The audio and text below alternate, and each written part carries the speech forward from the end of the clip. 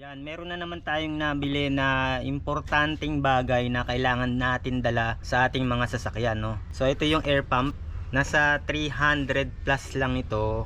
Dati ito yung dala-dala ko no. Masyadong malaki. So ito maliit lang. So tingnan natin yung loob. Ipa-plug lang sa cigarette port. It has two versions, one wired, which needs to be plugged into the car's cigarette lighter port, and one wireless, digital. So mura lang tong ganitong klase. Nandito yung switch. Tapos nandito yung PSI. Sana tumagal. Then i-follow up vlog na lang natin, no. Kung mga siguro 2 buwan, 3 buwan, kung okay pa rin tong item na nabili ko. So yan yung itsura niya. Alright, let's test it now and see if it's working properly. Dito yan nilalagay, dito yan ipa-plug. Sana abot sa likod yung ating inflator. Start ko yung makina. Check natin, no.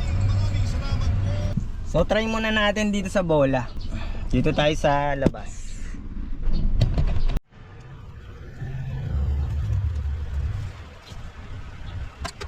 Malambot yung bola na ito, no? Malambot.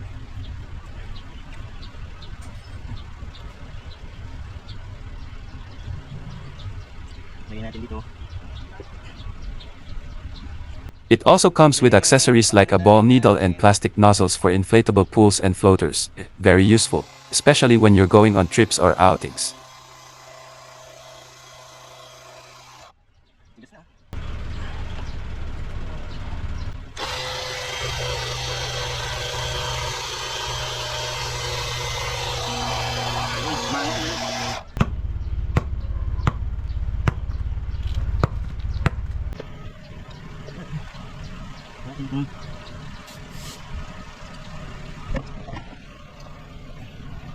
Nasa 25 PSI.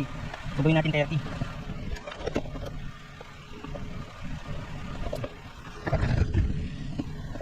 Sabayin natin 30.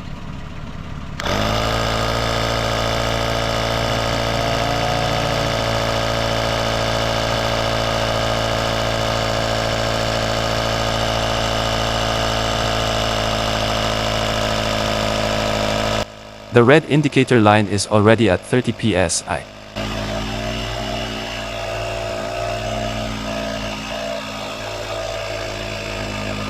Okay.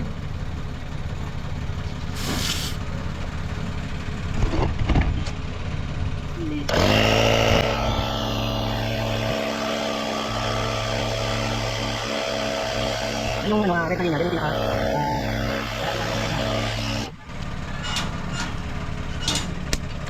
then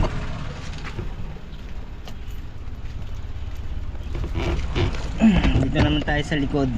Ayan, ilagay ko na. Then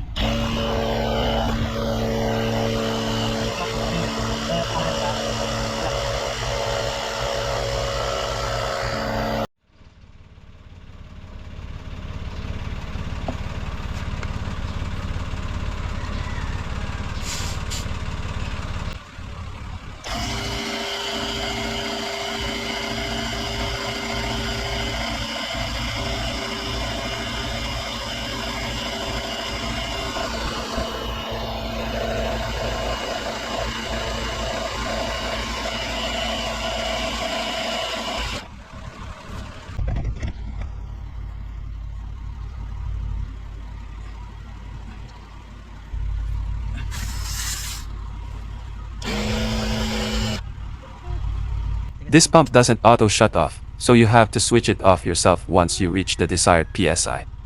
It's a budget air pump, you can even get it for under 300 pesos with vouchers. Still, it's better than nothing, especially for emergencies.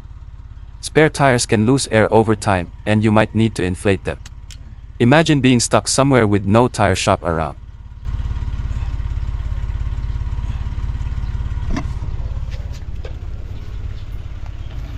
yan, so kung gusto nyo rin ng product na to, ilalagay ko dyan sa orange basket.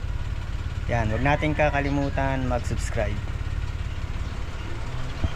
Yan, 10 years na yan. Yung mga ating cleaning kit, tools, tsaka pang maintenance sa Shopee na natin binibili.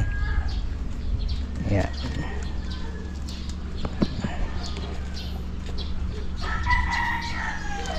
Pati itong wiper no, sa Shopee na rin.